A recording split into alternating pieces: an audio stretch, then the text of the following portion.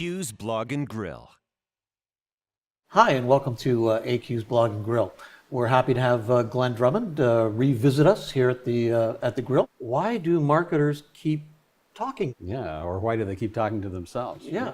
So it's a great question, and it's a fuzzy problem. There's no simple, clear answer. But here's a way to think about it. Back in Dublin, in the Dark Ages, there was a community that lived behind a walled community. This wall was made out of wooden stakes, and they were sharpened at the end. You know, the word impaled comes from these sharpened stakes. And we also have an expression in the English language called beyond the pale.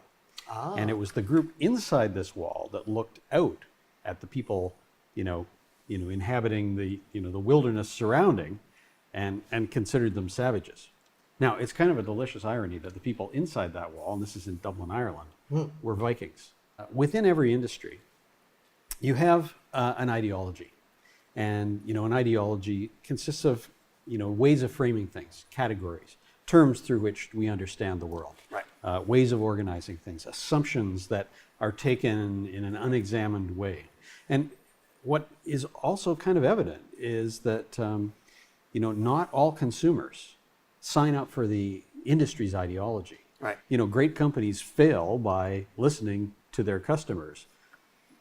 They listen to their favorite customers. Right. And they are a little bit reluctant to listen to those customers who are beyond the pale, the savages, the non-customers, the people who don't take the same orientation to the way they frame things, the way they categorize things. They may be seen as being of less economic significance. So, Clayton Christensen talks about the innovator's dilemma, and he observes the pattern repeated industry over industry where current non-consumers become the vector for the adoption of a new technology. Right. But I would observe that Christensen's innovator's dilemma is an instance of a broader pattern, that it's not just new disruptive technology, but it's in those margins of an industry where business model innovation comes, where changes in customer experience arrive. And yet, here we have all these industries in lockstep. Right. Do you think that the innovation is being held back by the organizational framework, or is it that the customer base just doesn't seem ready enough yet? Organizational structure and culture reinforces a set of behaviors that are intended to defend the interests of the organization by insisting on proof before innovation can take place. And that becomes a limiting factor. But I think there's something else that is actually really important, and that is to go back a step further and really examine cognition, really examine the way we're framing the world. Categories are a product of our imagination.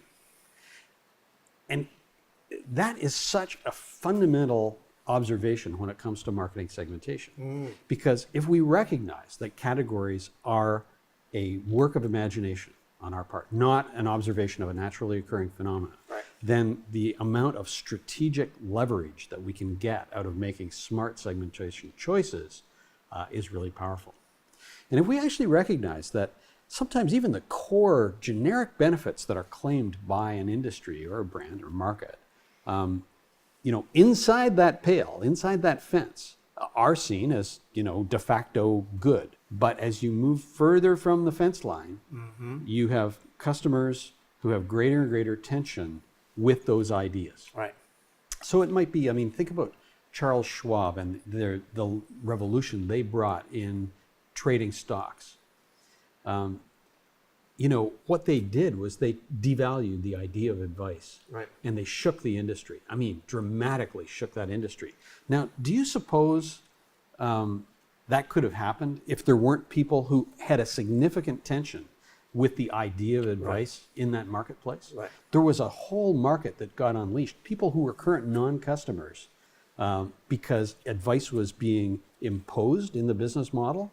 And it was being perceived as, of course you need all this advice. Right. And Charles Schwab completely blew that up. So there was an example where, somebody who marketed beyond the pale, by attacking the central benefit of that category. That's not a one-off. Right. We can actually find this kind of pattern at play in a lot of different industries.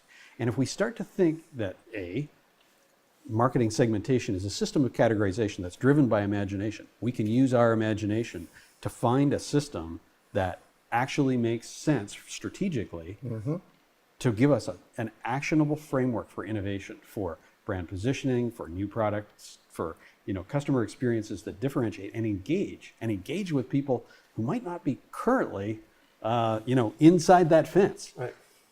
Then this strikes me as a path forward that can be really powerful.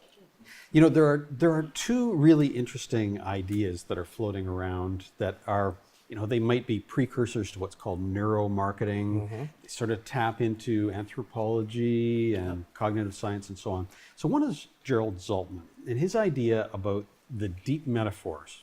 So his observation is that we can't really engage with customers if we don't know the deep metaphor through which they're framing an experience, product, or a category.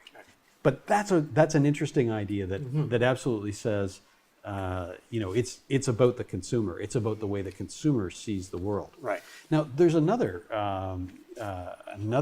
body of thinking dealing with branding around, it's often talked about in terms of cult branding that says people make sense of reality in a narrative imagination.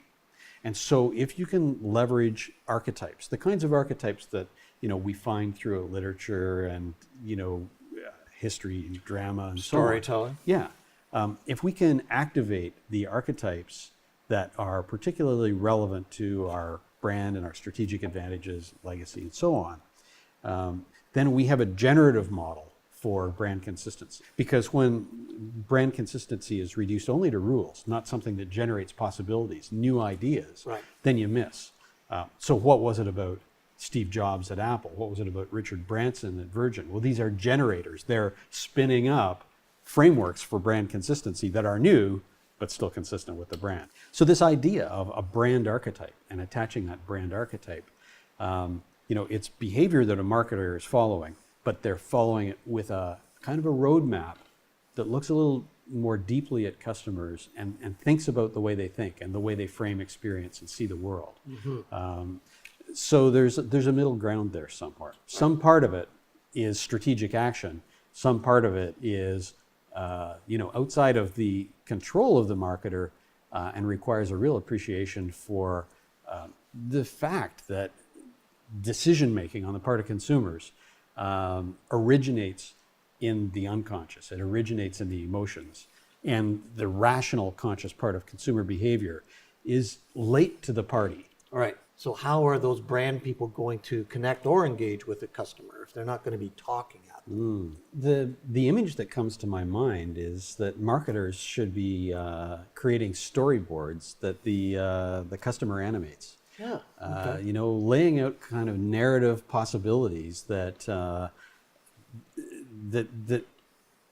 invite the customer to participate in a way that they can identify with. The storyboarding process can help us avoid the situation where you get to a certain point and then you feel disoriented in that buying journey, and you feel you need to back up and recalibrate and reconsider. Right.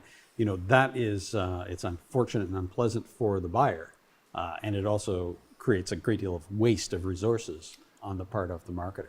If we think about the most interesting man on earth ad campaign, it's really a footnote to that observation.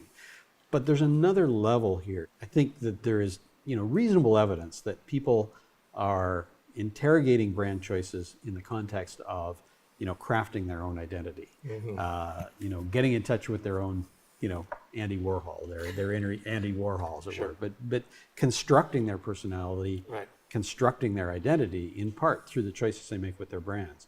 And this is where I think the old structure of house of brands,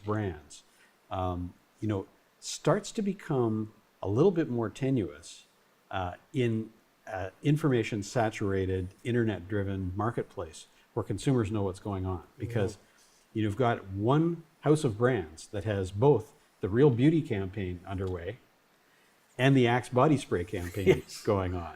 Yeah. And the orientation to the objectification of women's bodies in these two different models is really quite different. both very skillfully executed Absolutely. campaigns. But from the standpoint of longer range brand engagement, where's that going to go? Yeah, exactly. Well, Glenn, it's been a pleasure chatting with you today. Thanks a lot, Alan. Okay.